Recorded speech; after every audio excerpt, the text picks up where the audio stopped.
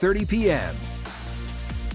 This is News 6 at 6:30. Thank you so much for joining us here live on News 6 Plus. I'm Ginger Gadsden. Hey, I'm Matt. Let's get to your forecast. Meteorologist Jonathan Kagas joins us now. Jonathan, where are those storms? Most of them now east of Orlando, at least the beefy ones that we were tracking before. No warnings. So the good news is we've lost all those warnings that were out there. Just run-of-the-mill thunderstorms moving into East Orange County now. Heads up in Titusville, Port St. John, Rockledge. That's where these storms are going to be moving towards next. I'll turn the play button back on. We'll go over the last 15 minutes to show you where this storm has started to work their way from west to east and leave the Orlando Metro alone, the airport alone.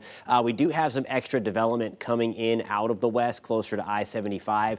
We're in a really humid air mass. We do have a cold front. It's a weak one to our north, but that one's setting the stage for these pop-up thunderstorms right now, and it's going to set the stage for even more widespread storms. When you wake up tomorrow morning, again, there are all the lightning strikes with this, over 120 over the last 10 minutes alone. That's the timeline that we have on this. You can already see the lightning strikes as I zoom things out. The radar kind of fades away as we're using the Melbourne radar, but I wanted to show you all the lightning stretching from about New Orleans towards North Carolina. That is the next line of thunderstorms that's heading in our direction. We're going to pinpoint the timeline to start your weekend coming up at about 6:47. All right, Jonathan, thank you. We are getting answers on what could have led to a shooting in Palm Bay last year. Investigators say a 24-year-old killed a priest and his sister in Palm Bay. Today, lawyers announced a lawsuit against the Diocese of Orlando in response to new child sex abuse allegations against the late priest. News 6's Laverne McGee is looking into the case. I really can't sleep because I have like nightmares going on. It takes me a while to sleep. I have mood swings. Sean Tuber could barely express himself as he shared why he's filing a lawsuit against the Diocese of Orlando. Back in 2012, he was in the 7th grade at St. Joseph Catholic School, where he met Father Robert Bob Hefner. He says he was sexually molested by him for several years. And Tuber also says he did the same thing to his friend Brandon Kappas, who officials say killed Father Hefner last January. Investigators say the 24-year-old murdered him, the priest's sister, and his own grandfather before shooting 2 police officers. Kappas was then shot and killed by officers. Tuber's attorney, Jeff Herman, is seeking compensation of at least $25 million. Do you have any proof that makes you believe you could win this case? Yes, absolutely. We actually have witnesses, independent witnesses, one in particular who alleges that he reported concerns about Father Bob. The diocese responded to our request for an interview with this statement that says, in part, the Diocese of Orlando was not made aware of any allegations of abuse during Father Robert Hefner's pastoral leadership, nor after he retired. I want to protect and prevent anything that could happen with me or my friend that could escalate even worse than what happened with my friend. And I want to be the voice in that you're not alone and that I'm here and I believe you. Laverne McGee, News 6. One day after more than 100 immigrants were arrested in Tallahassee with the help of the Florida Highway Patrol, an email shared with News 6 appears to show some Central Florida troopers have been given direction not to wear their name tags during future ICE operations. Remove your name tag is the specific language used. News 6's Catherine Silver is pressing for answers from FHP on that email and the operation. It's one of the most recognizable law enforcement looks in the state, the Florida Highway Patrol's standard daily patrol uniform. But this email shared by a source with News 6 seems to direct troopers to take off their nameplates. It reads in part, "There has been a lot of activity and many recordings of us posted online when working with ICE. For officer safety, remove your name tag from your Class B uniforms only when working Operation Closeout." We searched the agency's policy manual, which has detailed descriptions down to the color ornaments. This is the Class B uniform, pictured with a nameplate. It says no variation shall be allowed without the expressed authorization of the director or designee. Video from Tallahassee this week shows troopers in different uniforms, including Class B, during an immigration raid at a construction site. The agency has often shared images on social media of its participation in similar operations, part of its cooperation with ICE. Florida Highway Patrol is leading this effort all across the United States. There's not a single law enforcement agency that's gotten in this fight more deeply than our FHP troopers. We've been calling both FHP in Orlando and the headquarters up in Tallahassee to learn more about this email and to ask about the context and the scope. We started reaching out after 10 o'clock on Friday morning. As soon as we receive a response, we'll share it on clickorlando.com. I'm Catherine Silver, News 6. To understand the risks of hurricane season, you have to understand the science. Meteorologist David Nazario is digging into the numbers about why early predictions matter. It feels like we just closed the door on the 2024 hurricane season only a month or two ago. After such an impactful year, especially so tightly clustered together post-Helene and Milton, Floridians are still working round the clock to recover. Despite this active effort, time waits for no one, and the 2025 hurricane season is just about upon us. I'm News 6 meteorologist David Nazario, and today we're taking a deep dive on what you need to know as we prepare to wander into another Atlantic hurricane season together. Tropical cyclones are perhaps one of the most tedious, difficult, but fascinating phenomena on our planet to observe and forecast. When it comes to predicting them, there's one source we typically lean on the most, that being Colorado State University. What does Colorado know about the hurricane season? I went to the expert for the answer. My name is Phil Klotzbach. I'm in the Department of Atmospheric Science at Colorado State University. I've been there since 2000.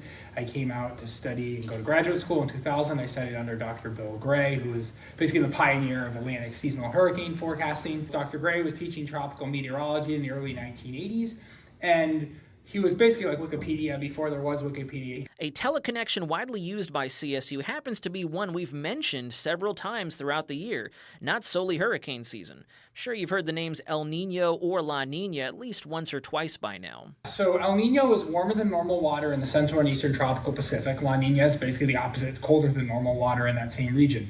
And why that matters is because of how it basically shifts where the thunderstorms form. They tend to shift a bit more towards the east, and the circulation changes associated with those thunderstorms increase those levels of vertical wind shear that then tear apart hurricanes in the Atlantic in an El Nino. In La Nina, it tends to shift the thunderstorms back towards the west, more towards Indonesia, and that tends to basically create more conducive shear conditions for Atlantic hurricanes. Phil thoroughly summarized the ENSO, El Nino Southern Oscillation, and the connection it creates with the atmosphere on such an enormous scale. After hearing a bit of history behind CSU beginning their seasonal outlooks, I couldn't resist asking for his thoughts on the upcoming season. NOAA just put out their latest ENSO outlook last week, and so they officially declared La Nina over. And so now what we have, as you mentioned, is ENSO neutral conditions, which means neither El Nino nor La Nina. And at this point, we think the best likelihood for the peak of the hurricane season, August through October, is for those neutral conditions to persist. It was incredibly interesting to hear details behind why ENSO neutral makes things a bit more complicated when it comes to predicting seasonal activity, especially from such a long-term perspective. These neutral conditions in the Pacific tend to give the Atlantic an even playing field to produce tropical cyclones. So then, in addition to what's going on in the Pacific Ocean, what also matters critically then is what's going on, especially in the Atlantic Ocean. So right now, the tropical Atlantic is a little bit warmer than normal, especially in the western half of the basin. The subtropical eastern Atlantic is also very warm. That matters this time of the year because of how it changes wind patterns that go across the tropical Atlantic. So at this point, we think overall, the fact that we expect to have a fairly warm tropical Atlantic and likely neutral conditions is going to lead to what we expect to be an above normal season. Phil did make the disclaimer known. They aren't predicting as potentially hectic of a season as last year would have suggested. A lot hinges on what the Atlantic decides to do when the time comes to produce tropical cyclones. After carefully explaining his reasoning for the 2025 forecast, I thought fitting to look even further into the future. What concerns you most about the future of hurricane seasons or even hurricanes themselves over the next 20 years, given the big buzzword nowadays, climate change? Yeah, I think, obviously last year was an unusual season. Obviously the way it played out was ended up hyperactive, but very busy early, very busy late, and almost nothing in the middle of the season. It was a really, really weird year from a overall kind of the way that the season played out. For example, in middle of October, the system that eventually became Oscar came off Africa, and the Hurricane Center was monitoring for potential development. One of the reasons it didn't develop was because it was under too much easterly shear. Now, normally in October, there's way too much westerly shear, so to have too much shear out of the other direction was extremely unusual. It was essentially an opposite Nino effect. Instead of seeing winds exiting the Pacific and entering through our Caribbean Sea, they were backwards, inducing shear that would essentially tear Hurricane Oscar apart, all thanks to the above-average Atlantic waters. I think most people don't probably care about this, but this is like crazy stuff. CSU is calling for a total of 17 named storms this hurricane season, with 9 of those storms potentially strengthening to hurricane status. Of those 9, 4 are predicted to intensify into major hurricanes, Category 3 or greater. It would behoove Floridians to dial in preparations now accordingly and keep watch. Now, the total named storms are predicted to give a baseline of how active the season could look as a whole. Don't focus too much on the number specifically. If the environment out there in the tropics looks good, CSU will inevitably up their hurricane numbers, which is precisely what they're thinking could happen. Your News 6 weather team also fully believes we should be geared up for another active season. Stay tuned for details on that. You can also catch the full interview with Dr. Phil Klotzbach and I over on the News 6 YouTube channel and clickorlando.com. Until next time, I'm meteorologist David Nazario, News 6. Yeah, it doesn't matter the numbers. It only takes one. That's right. That's all it takes. Well, believe it or not, the price of eggs has gone down. But the trips to the grocery store are still pretty pricey, and expert shares with News 6 how to shop healthy for yourself and your budget. But first, in mangroves we trust to protect our shorelines from hurricanes, the 3 ways these natural defenders are making backyards safer. You're watching News 6 at 6:30. We're live on News 6 Plus covering Celebration, Cocoa, and all of Central Florida. We'll be right back. Brought to you by your local Toyota dealers. Toyota, let's go places.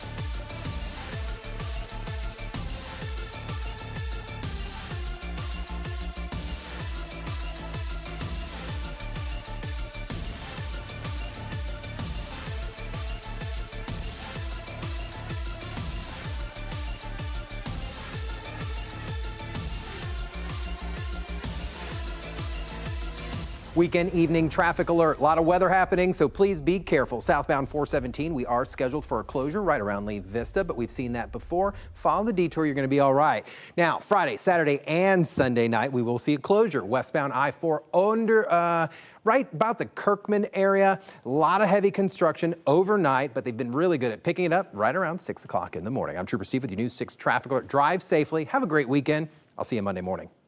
All this week, News 6 has been helping you get ready for hurricane season, which officially starts on Sunday. And for some homeowners along the coast, getting ready means ditching concrete walls and putting their trust in mangroves. Yeah, News 6 anchor Justin Wormuth went out with the Marine Resources Council to see firsthand how these coastal trees are storm-fighting heroes, all for a fraction of the cost. I've always had an interest in anything on the water. Mike and Sandy Mikowski have lived along the Halifax River since the mid-90s. I'm either on the water, in the water, or near the water most of the time.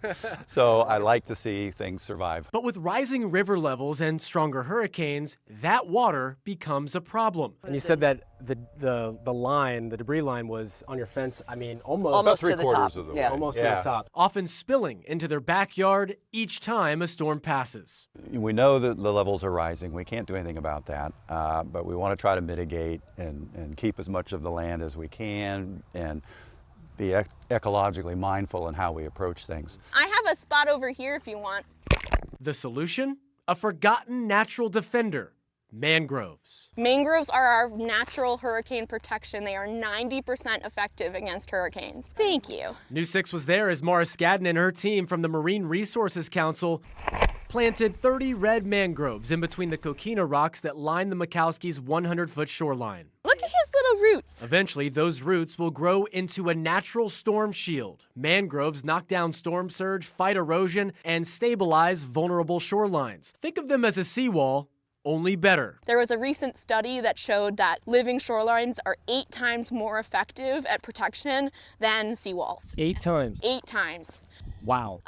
Yeah. That's a stat. Yes, it is. Oh my God. And they're 2.5 times less expensive than a seawall. Mangroves are also like nature's Brita filter. They clean the water, they absorb pollutants, and they even remove more CO2 per acre than rainforests. It's almost like they're secret weapons, even though it shouldn't be a secret. Agreed. But over the years, more than 80% of Florida's native mangroves have been wiped out, mostly due to shoreline development. That's why the Marine Resources Council has ramped up its restoration efforts, growing mangroves, some 10,000 of them, in a nursery at their Palm Bay campus. It sounds like we have a lot of trees, right? 10,000 is a lot. We're not meeting demand, and we're genuinely concerned that we're going to run out. Skadden says they're up to 2 plantings a week. They load up however many mangroves are needed into a U-Haul and take care of the rest. If our homeowners are coming out and spending the money for us to install, we want them to be successful. For the Mikowskis, so that's why they're called white mangroves. If they catch the sun and they're really salty, they look white. It was money well spent to protect their slice of paradise. We highly recommend them. Call them, donate to them, please support them. This is a perfect test. We got waves and their burlap is getting wet. In Ormond Beach. All right, we're happy. Justin Wormuth, News 6. Nature's barrier. What a magical little plant there. Yeah. They probably need a little time to get those roots in before a little bit of hurricane time, comes. but you know, you have to do it sooner or Hope for later. a nice calm season for this one. All right, let's take a look at beautiful Mount Dora. Love this place.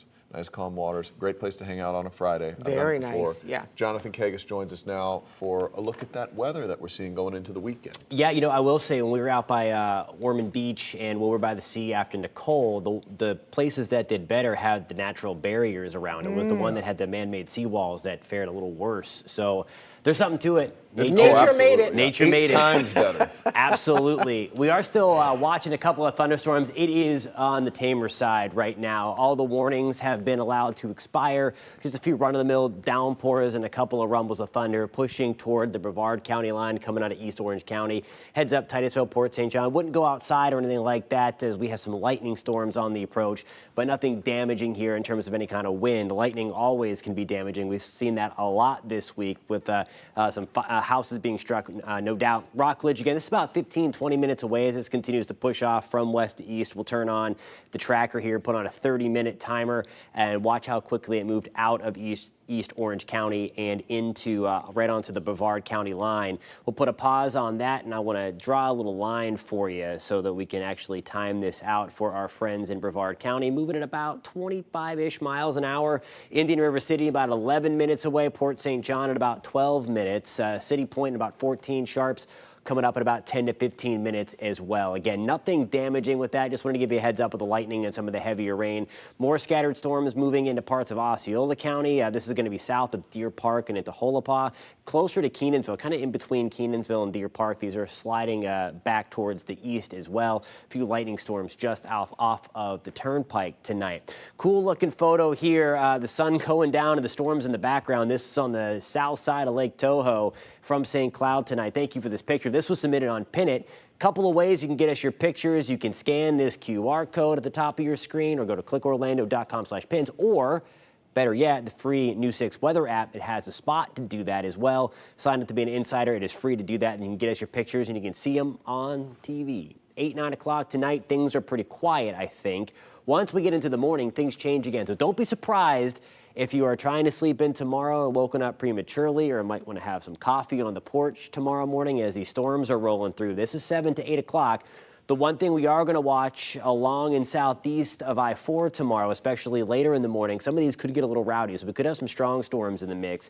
8, 9 o'clock on your Saturday morning, these blow through parts of Osceola into Brevard. So Palm Bay, West Melbourne, Melbourne into Mico, Grant Valkyria, Yeehaw Junction, Kenansville. We're going to be watching for you guys at 9 to 10 o'clock in the morning. And then finally by lunchtime, I think most of us are going to be done, and then we have a pretty nice rest of the weekend. It just starts a little rocky. Now here's a look at tomorrow. Your forecast is sponsored by the Florida Lottery. It's all about the morning, where rain chances are sky high, 70%. Again, this is going to be right around sunrise, really before 11 o'clock or lunchtime. We're at 76 to start at the Cape. We're at 72 degrees in Mount Dora. Rain chances tomorrow, again, that 50% is to account for everything right around lunchtime and before.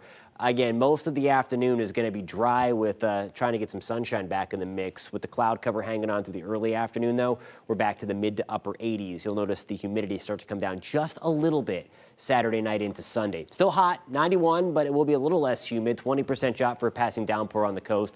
Otherwise, we are going to be on the drier side. And then there comes our Florida weather guys. Rain chances going back up, and so do the temperatures. All right, Jonathan, thank you. Keep streaming. We'll be right back. I'm Crystal Moyer. And I'm Justin Warmoth. Coming up on Monday, one Central Florida county once again taking up the debate over growth. Leaders trying to balance everything from roads to natural resources, and where homeowners can weigh in on the future. Plus your weather and traffic every 10 minutes. We'll see you for News 6 Mornings starting at 6.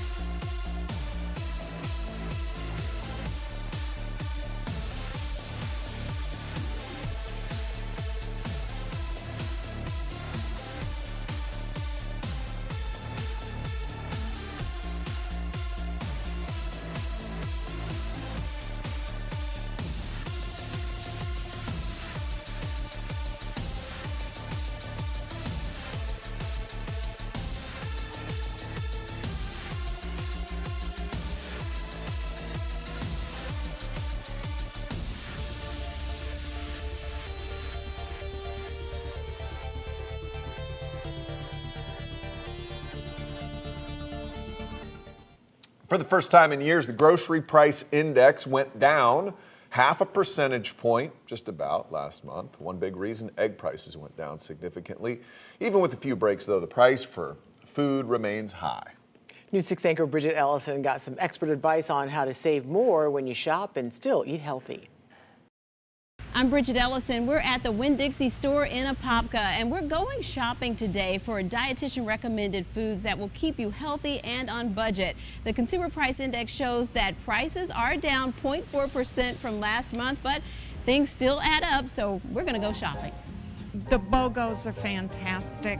I mean, my salad. Love my salad and whatever else I can buy, all of my vegetables. Saving money on groceries and eating right are both important to Donna Marshall. As a retiree on a fixed income, she says it's a responsibility, whether she's in the grocery store, bulk wholesale stores, farmers markets, or teaming up with friends and neighbors. We all chip in the neighborhood. If we find something that is on sale or a BOGO and we know somebody in the neighborhood needs it or wants it, we go ahead and do that. How can I eat healthy and it be affordable? Stocking up on healthy items on a budget is a specialty for registered dietitian Tiana Avendano because the path to getting on track with a healthy diet begins at the grocery store. She says you can save money on pricey items by comparing fresh versus canned versus frozen. But you can definitely get protein different ways that's more economical. So like canned tuna, beans are a good plant-based source of protein. Salmon or mackerel that's in there. We even got like canned veggies there as well that sometimes we may not be able to afford fresh veggies, but canned veggies works just the same. We all know eggs are an affordable, healthy staple to have at home, but we know the prices have been high lately. The good news is the prices are starting to trickle down a little bit.